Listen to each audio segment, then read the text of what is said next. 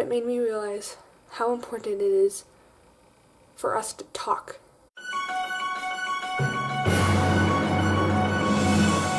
Hey guys, it's Natalie here, Family Blockbusters. Not looking cute, not in the greatest conditions here, as you can see, just in my room, sitting, having a talk with you guys, about something, extremely important. And I understand that only a few of you will probably see this, because we don't obviously have that many subscribers. But that doesn't make it any less of an important message. New things, got braces. Just thought I'd let you know that before I get into this thing, because I may look a bit different. Also have my glasses on instead of my contacts in, but whatever, I don't care anymore. So, the incident that kind of sparked this in me happened a couple months ago, back in, December. It was, really devastating for my school and everything, but it made me realize how important it is for us to talk.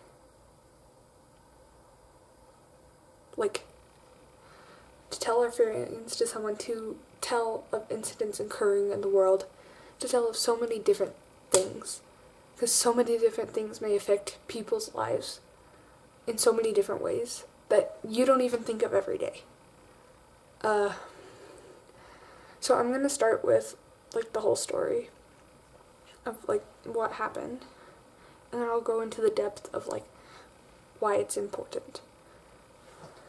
So, to start off, we're going to school in December. It's a regular Wednesday. Everybody's, fine. We don't think anything's wrong yet. December 12th, to be exact. And, so we go into school that day. We walk into our classrooms. No teachers are in the classrooms. Students have reported, sightings of teachers walking around crying, or afraid someone got fired, something like that. We're making speculations, because obviously we have no clue of what the devastating thing that happened. And so we're waiting in classrooms, no teachers there, so we're allowed to basically, free reign. We're just sitting there. Maybe hour and a half later, maybe? Hour, 2.5.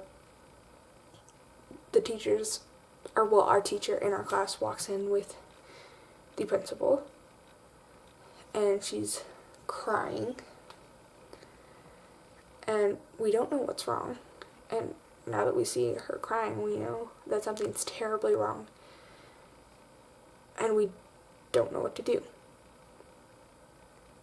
So, she walks up to the front of the class, says something along the lines of, I'm so, sorry to have to break this news to you, but last night, which would have been December 11th, one of your classmates passed away. And she told us that, and we were all who is it? And then she tells us it's this boy in our class, whose name I'm not going to reveal, but, any of my friends watching this video will know. And so she tells us that, and, we're all, immediately broken. Not all of us start crying immediately. One of my best friends breaks down sobbing, because he knew him really well. And so it just hits us like a truck coming at 100 miles per hour. We're not prepared for this. We've never dealt with this before. Nothing like that. So we're all sat in the classroom crying, helping each other out best we can. And the rest of that day just went by, so slowly. In the morning, for the rest of the morning, before we had to sadly go to specials, which we didn't really do anything in. Just kind of sat there and, dealt with it as best we could. But we didn't do anything. We just stayed in the classrooms, played board games. That afternoon, we just went outside, fresh air. We didn't have any classes that day. We didn't have any, real classes the next few days or the next week before break, because this was, 2 weeks before break. And it was, really devastating for us as a whole, because, that student was amazing. He always made everyone laugh, and we just weren't prepared for something like this. We're 7th graders, not prepared for the death of a classmate. And so we all probably assumed what happened based off of like his track record and stuff, and like what he talks about all the time.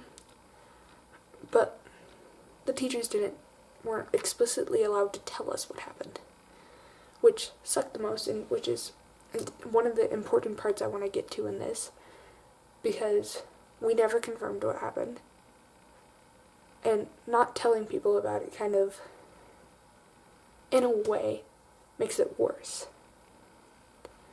And it does this by, like, not spreading the word of what happened, not, like, telling of what happened so it doesn't happen again.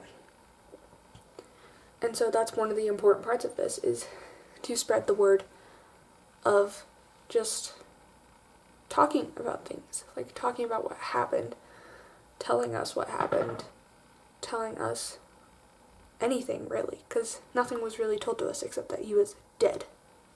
That's all we were told. Not even at his funeral that most of us attended were we told. And it was like just awful.